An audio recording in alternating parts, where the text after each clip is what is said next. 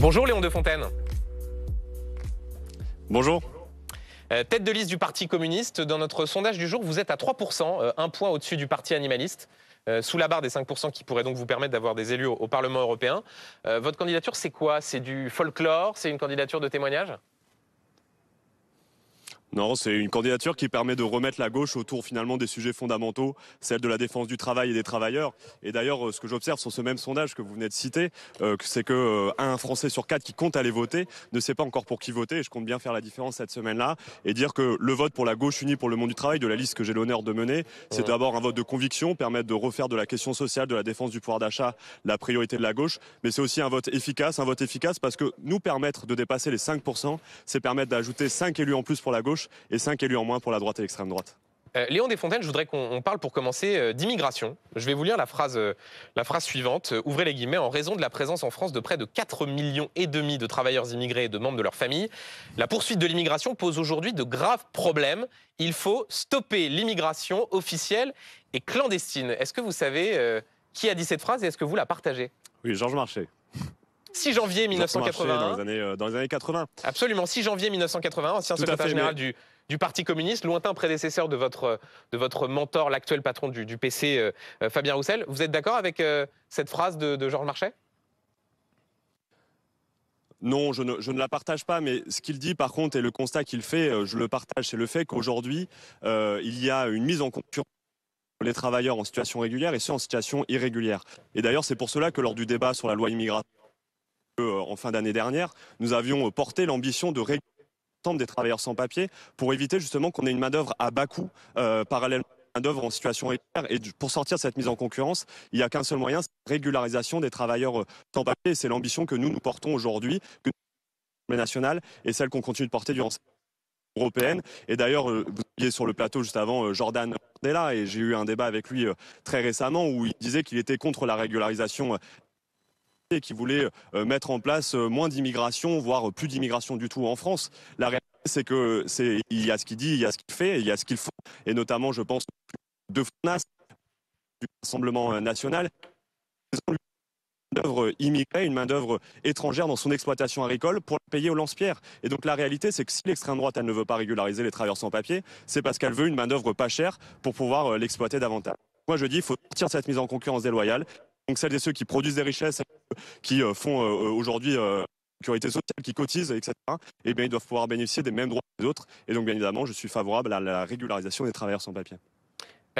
Régularisation des travailleurs sans papier, on vous entend, Léon Desfontaines, mais simplement, ce qui était aussi frappant dans cette phrase de Georges Marchais, et d'ailleurs dans l'histoire du Parti communiste, c'est le fait d'assumer, de vouloir à minima réguler l'immigration, de dire certains n'ont pas vocation à être sur le territoire. Ça, c'est un pan du discours qui est tabou à gauche, ou est-ce que vous pouvez l'assumer? Ah, moi je l'assume. Je ne sais pas s'il est tabou à gauche, il faudra que vous questionnez peut-être les autres candidats. Moi ce que je dis sur l'immigration, c'est que finalement aujourd'hui on a deux mensonges qui se confrontent. Il y a d'un côté celles et ceux qui nous disent zéro immigration, c'est notamment l'élection de Giorgia Meloni, l'extrême droite en Italie, qui a été élue sur un programme en disant on va mettre en place un blocus maritime, plus aucun migrant n'arrivera sur les terres italiennes ou à Lampedusa, et résultat des courses, elle en vient à régulariser presque 450 000 étrangers parce qu'en fait l'immigration c'est un phénomène social. Et puis l'autre mensonge, c'est celles et ceux qui nous disent finalement qu'un État, qu'il y a no border, qu'il pourrait ne pas y avoir de frontières, sauf preuve du contraire, un État ça a toujours eu des frontières pour les personnes certes, mais aussi pour les capitaux et les marchandises. Et ça par contre la droite et l'extrême droite ont trop tendance à l'oublier. Je suis ici à Marseille, ville ouverte sur la Méditerranée, ville portuaire. Comment se fait-il aujourd'hui les marchandises qu'on importe de l'autre bout de la planète, des fois de l'autre côté de la Méditerranée, seul 1% des conteneurs soient contrôlés, et derrière ça vient favoriser les trafics en tout genre. Donc nous on est pour recréer un véritable service public des douanes, et donc nous ne sommes pas opposés aux frontières. Nous disons qu'on peut plus accueillir, mais surtout qu'on doit mieux accueillir les personnes qui fuient la guerre et celles qui peuvent fuir la misère. Mais bien évidemment ça implique par contre derrière qu'il y ait une régulation. Léon Desfontaines, vous refusez ce qu'ont fini par accepter les États-Unis, l'Allemagne, la France, le fait que des armes européennes, occidentales, puissent être utilisées par les Ukrainiens pour atteindre des bases militaires sur le territoire russe. Ça veut dire que vous laissez Vladimir Poutine frapper l'Ukraine sans répliquer, que vous êtes prêt à laisser la ville de Kharkiv tomber?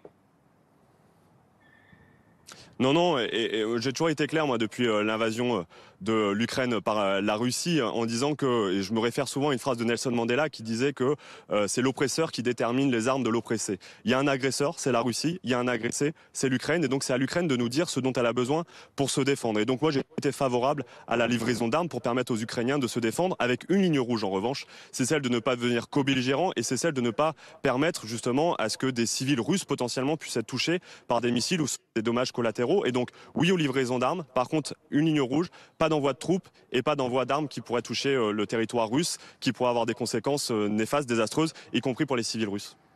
Oui, mais pardon Léon Desfontaines, mais là, ce dont il est question, ce n'est pas de tuer des civils russes, c'est d'autoriser les Ukrainiens à frapper les bases en Russie, d'où sont tirés des missiles qui, pour le coup, tuent des civils ukrainiens.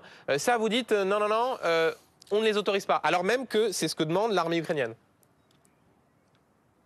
Moi, je dis la priorité aujourd'hui, non, enfin, donc j'y suis opposé, je réponds à votre question, et je pense que la priorité, c'est de permettre aux Ukrainiens de mener des contre-offensives sur le territoire, de faire reculer l'armée russe sur l'avancée qu'ils ont aujourd'hui en Ukraine, et donc il faut livrer des armes pour leur permettre d'affronter la Russie et de les faire reculer. Pourquoi? Pour que l'Ukraine, justement, soit en position de force, pour ensuite permettre de négocier en rapport de force, et notamment exiger le retrait des troupes russes des territoires occupés depuis l'invasion de l'Ukraine depuis plus de 2 ans désormais, et donc pour cela, il faut leur livrer des armes, mais non pas pour bombarder la Russie, pour permettre de faire reculer l'armée russe qui avançait sur le territoire ukrainien. Sur l'écologie, Léon Desfontaines, vous êtes un ardent défenseur du nucléaire. Vous considérez que la fin de la vente de voitures thermiques neuves en 2035 est irréaliste. Pour un jeune candidat, je rappelle que vous avez 28 ans, pas très loin donc de ce qu'on appelle la génération climat. Tout à fait. C'est pas très audacieux comme programme. Vous préférez le barbecue, comme votre mentor Fabien Roussel, à la question de l'écologie ? Au contraire, je fais partie de cette génération climat et en effet, l'écologie est une des priorités de cette campagne électorale et en effet, vous l'avez mis en avant, on porte une voix assez singulière sur le sujet, sur la scène politique nationale. Nous, ce qu'on dit, c'est qu'on doit retrouver une écologie populaire et une écologie rationnelle, celle qui remet le discours scientifique au cœur de son projet. Et aujourd'hui, si on veut atteindre la neutralité carbone en 2050, ça veut dire diminuer considérablement nos émissions de gaz à effet de serre pour permettre de répondre à l'impératif environnemental, on a 2 possibilités qui se dressent devant nous.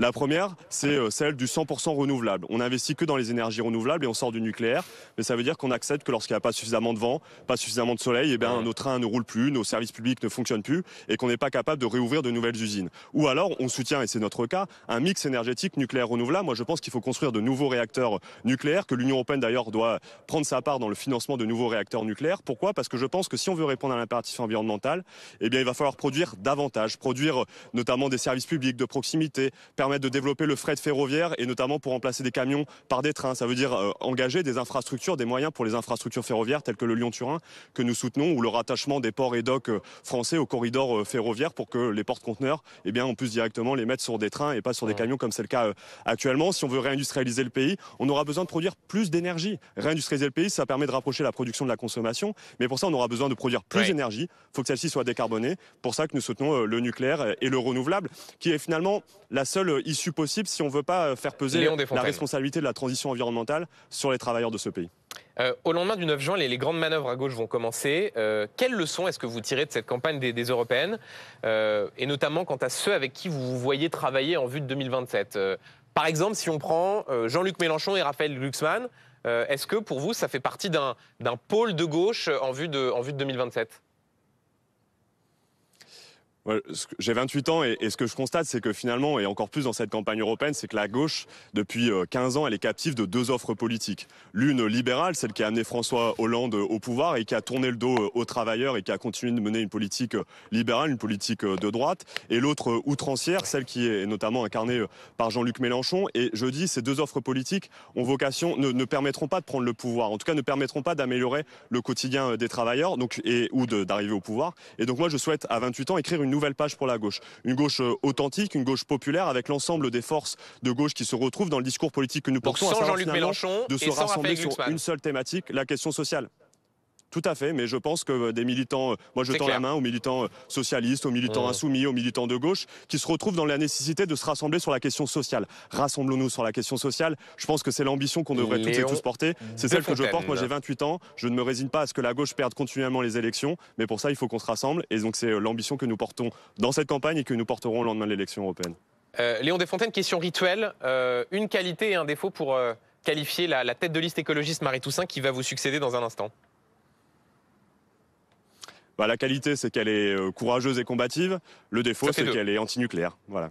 Bon, ça a le mérite. C'est pas Tout à fait, extrêmement ça fait deux, mais surprenant. le défaut antinucléaire. C'est pas extrêmement surprenant, mais ça a le mérite de la clarté. Merci beaucoup, Léon Defontaine, en direct donc de Marseille. Tout à fait, merci.